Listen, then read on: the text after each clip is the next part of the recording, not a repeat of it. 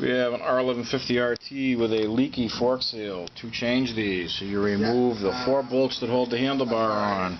You need an air impact, 14mm socket. Take the nut off. Push the fork tube down.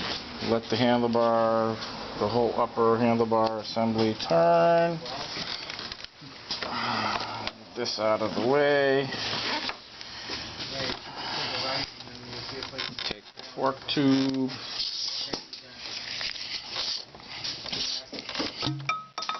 And you pull the pig out. And that's it. You have a fork tube. Your seal is now easily accessible here.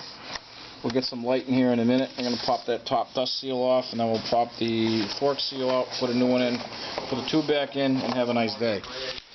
There's no reason to put any fucking more fork oil in these things. I don't care how much you've lost. There's no damper rods in here. There's no springs. There ain't a fucking thing in these tubes. Nothing.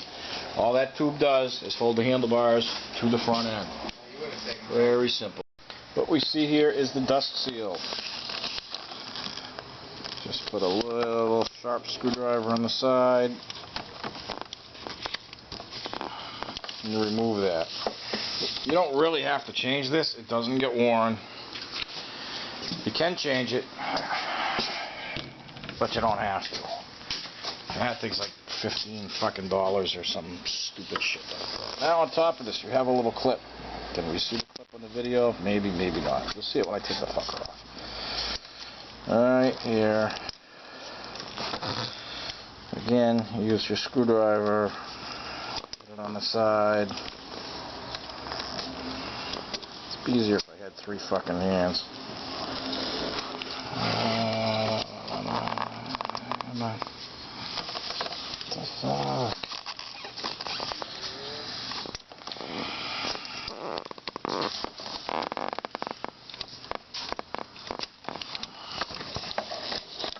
There's the little circlip. Don't need to replace that either. The next part is the actual seal itself. You need a seal tool. It's kind of awkward to get to it. Just watch your surroundings. Make sure you got freaking room and clearance wherever the hell you're going to go with it. That way's not going to work right now. I need the other end.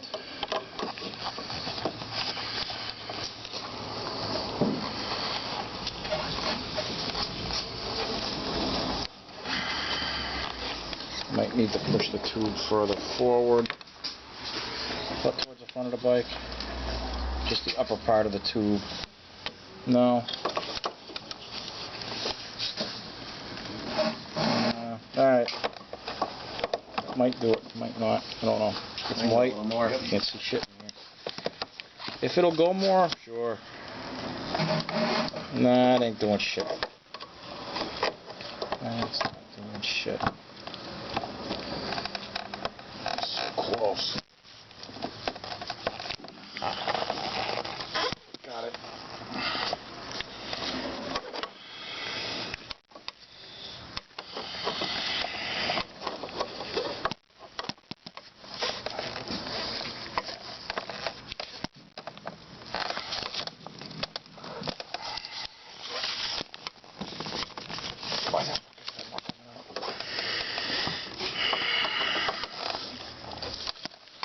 There it should go.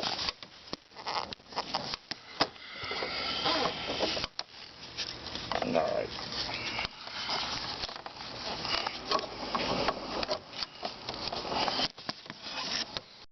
We have our old parts. Well, we have this on top of the tube. Again, this is a cosmetic issue that doesn't do a fucking thing. Except look like shit without it on there. But these crack. They're super thin, cheesy shit rubber that just splits. So we have a new one. Put that on before I forget it. There we go. It's all happy on its home there. We have new dust seal and the fork seal. You need a 36mm socket. Fits on there nicely. And we journey over back to the bike. Put that there. Get our seal set into place. And on these, you know, normally one fork seal goes. On a conventional fork bike, you'd change both. You don't need to on these. It's really pointless. I was going to ask. Okay. You don't really have to do both. And if the other one starts leaking, it just means I get to take another afternoon off. Can we change the other one? Yeah, that's it. So now we're just going to, I got to line that fork leg up. Hey Sean, got a minute? I need that leg brought back towards the back of the bike. Just a little bit. That's good. I think. A little more. Yeah, I'm happy with that. Hold that in place and grab me the orange handled brass hammer. Take a minute because I gotta bang this seal in. Our new seal is in place. Went in very easily. Wish I could have filmed it, but there isn't much fucking room here. We're now putting our retaining clip in. Do that with the finger. Just make sure it goes in all the way and that it clips down into place. Very good. Nope.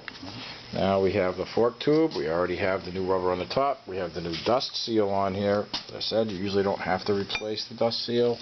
And you really don't need the rubber on the top, but we're doing it. It's here. It's in my hand.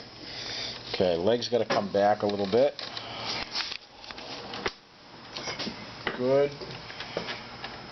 I think.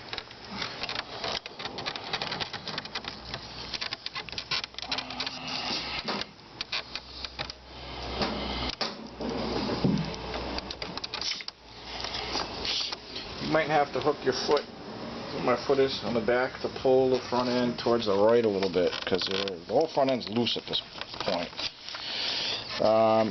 Tube down. Tube is in. We're going to deal with this dust seal afterwards. We're going to compress this. We're going to turn the front end.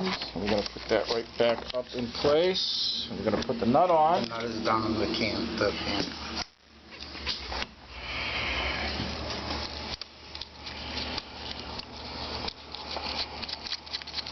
Put the air gun.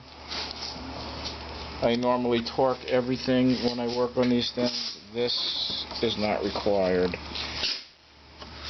Just don't go nutty with some giant freaking half-inch drive impact.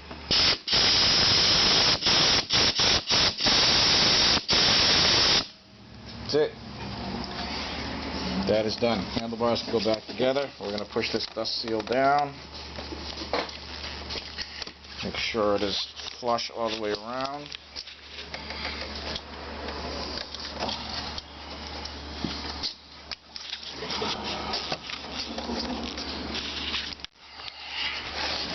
It is on the backside. Well seated, and that's it. The handlebar is going to be bolted back on. Yep.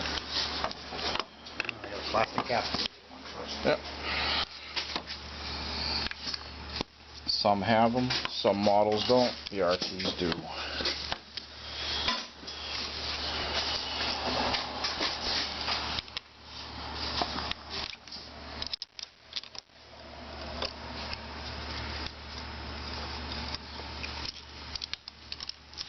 These seals do fail on their own, randomly. Nothing really involved in rider error, rough roads, or any of that. Sometimes they just crap out.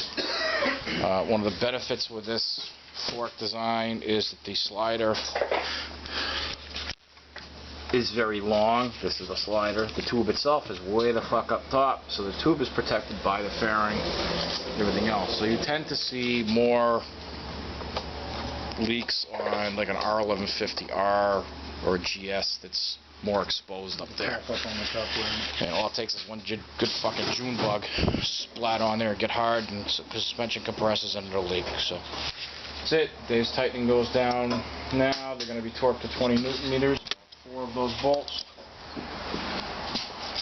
and then this thing is done.